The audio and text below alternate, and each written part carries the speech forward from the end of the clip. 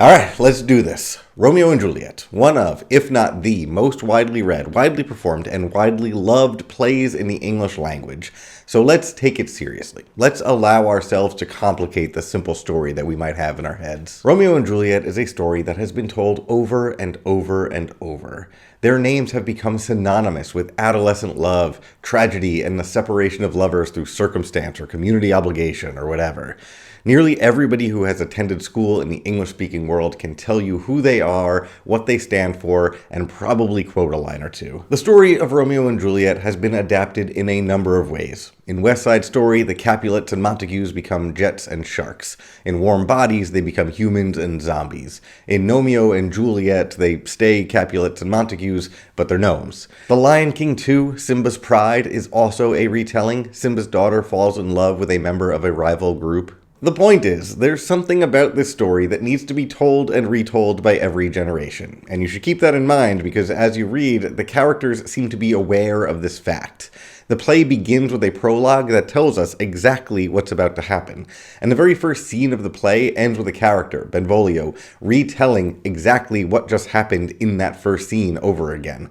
It's a story that needs to be told and retold even as it's being told. It's wild. So let's see if I can make sense of this thing or add anything new to the conversation that's been going on for more than 400 years. This video will give you some background information and context for the play. It'll also give you some themes to look out for as you read or watch. And in the following videos, we will do a deep dive thematic exploration of each individual act. And if that sounds like it's your kind of thing, or you have an exam coming up, or a rehearsal, please consider subscribing to be notified when those videos are published. And with that out of the way, let's get introduced to the play that you're probably already familiar with.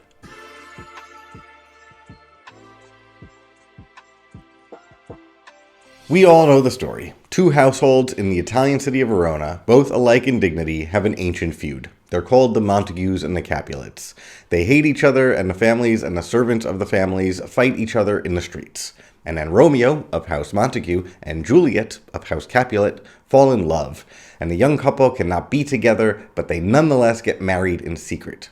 This situation is further complicated when Romeo kills Juliet's cousin in one of those street fights, and he is exiled from their city. With help from the friar who secretly married them, Juliet will take a potion to fake her own death so that she can run away with Romeo. But Romeo doesn't know that she faked her own death, so he ends his own life in order to be with her, and then, awakening to find Romeo dead, Juliet follows him. That's it. I didn't spoil anything. This can all mostly be derived from the opening prologue of the play. It's also called The Tragedy of Romeo and Juliet, so this is not a story that can be ruined by spoilers. You know what will happen, and you will care anyway, because stories are magic. Shakespeare is magic. And Shakespeare is not the first one to tell this story, or even this kind of story. There were tragic star-crossed lovers before Romeo and Juliet. Pyramus and Thisbe, Troilus and Cressida, for example. Shakespeare even wrote about those stories. And these stories all generally have the same shape. Two kids fall in love, even though their fathers or their general community doesn't want them to. It's nothing new, but Romeo and Juliet have outcompeted those examples to be the model for lovers who are kept apart due to family pressure or circumstance or just bad luck. And Shakespeare was not the first person to tell the story of Romeo and Juliet. Dante mentions the rivalry between the Montecchi and the Capuletti families in his Purgatorio back in the 13th century, and about 200 years after that, we start seeing stories of the young lovers from those two families pop up. The first time that we hear about Romeo Montecchi and Giulietta Capuletti is in the 1530s in a work by Luigi da Porto, which was followed by another story about these characters in the 1550s by Matteo Bandello. Bandello's version of the story was translated into French, and then an English guy named Arthur Brooke adapted that French version into an English narrative poem, which was first published in England in 1562, 2 years before Shakespeare's birth. And it's Brooks' version, this English narrative poem, based on a French translation of an Italian novella that retold an earlier Italian novella that Shakespeare used as his primary source text. But of course, he made some changes. The ingredients were there, the story had been told, but this time it is by Shakespeare. This time it is by Shakespeare. And Shakespeare makes it his own. The story might have taken place in Verona in 1300, but the social structures and references look more like Shakespeare's England than anything in Italy. Shakespeare never traveled to Italy. This is just a fashionable location within which to set his story. The historian Alison Wall makes a convincing argument that the play uses Brooks's poem as a source text, but was also highly influenced by the Thynne and Marvin families of Wiltshire, who had a violent feud between 1589 and 1592. So it looks like Italy on the plate, but it tastes like England. That's not a good metaphor. He also adds some characters and changes some names. Giulietta becomes Juliet, an English name, which certainly made it easier to rhyme, but that's not the only change that he made to Juliet. In Brooks's version of the story, Juliet is 16. In Shakespeare, she's 13. And that's really the only physical description that we get of Juliet in Shakespeare. He gives us other vague terms like fair or poetic descriptions like how she's the sun or how she teaches the torches to burn bright, but we never really learn anything more than that. Brooks's story also takes place over the period of 9 months. Shakespeare collapses that time to just a few days. This play will start on a Sunday morning in July, and it ends at dawn the following Thursday. It takes place in July. Juliet. I wonder if that means anything, the fact that Juliet and July are so closely related. And I truly don't know that. That's not rhetorical. But if you have any thoughts, leave them in the comments. In Brooks's version, Romeo and Mercutio will both fancy Juliet, but that love triangle won't happen in Shakespeare's version. If anything, Mercutio fancies Romeo in this version. So Shakespeare certainly makes the story his own and seems to have returned to his own play from time to time to make some edits. Multiple versions of this play were published in his lifetime.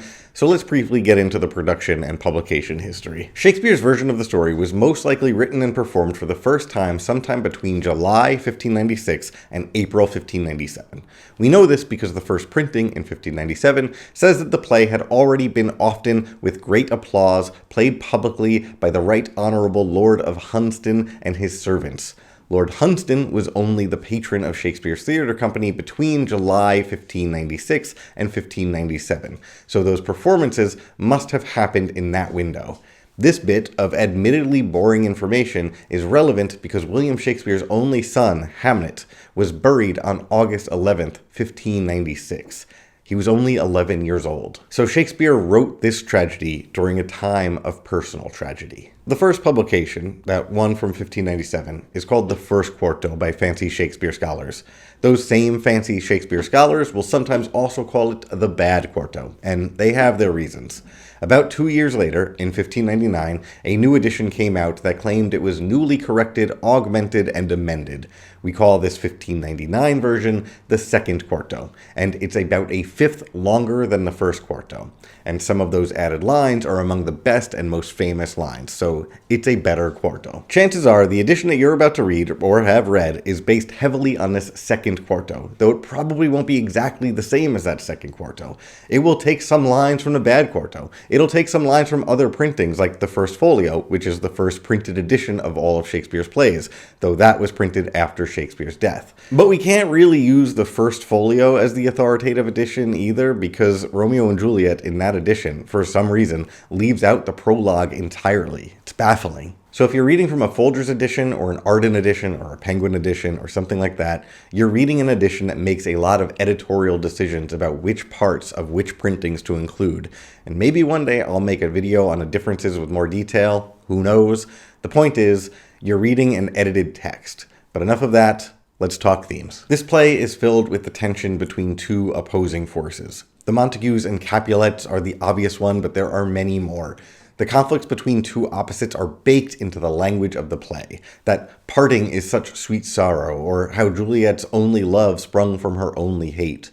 For that reason, I've organized each video essay around a central tension of the play. In the first video, about Act 1, we will discuss the tension between love and death, and the relationship between the two. It'll probably get a little Freudian. In the second video, about Act 2, we will discuss authority and resistance. These lovers will, obviously, challenge the existing power structures they live in, so we will define the nature of that authority and of that resistance. For Act 3, we will focus on the tension between language and meaning, because what's in a name? That which we call a rose by any other word would smell as sweet. And that line is from Act 2, but the philosophy of language articulated there has implications for Act 3. And when we read that act, we're going to do some philosophy of language. In Act 4, we will discuss the tension between our public and private lives, the tension between public pressure and private desire. And then, for Act 5, we are going to focus on the distinction between choice and chance. What is the result of human choice, and what is the result of chance, accident, or fate? Finally, I'll complete this season with a couple of videos exploring the role of gender and the politics of love in the play. I hope that you'll follow along and that it helps you in some way prepare for an audition or write an essay, or generally help you find wisdom in a play that you know you liked but can't fully explain why. Please subscribe to be notified when the Act 1 video comes out, or just click the video thumbnail on this screen if the video has already been published, and thank you for watching.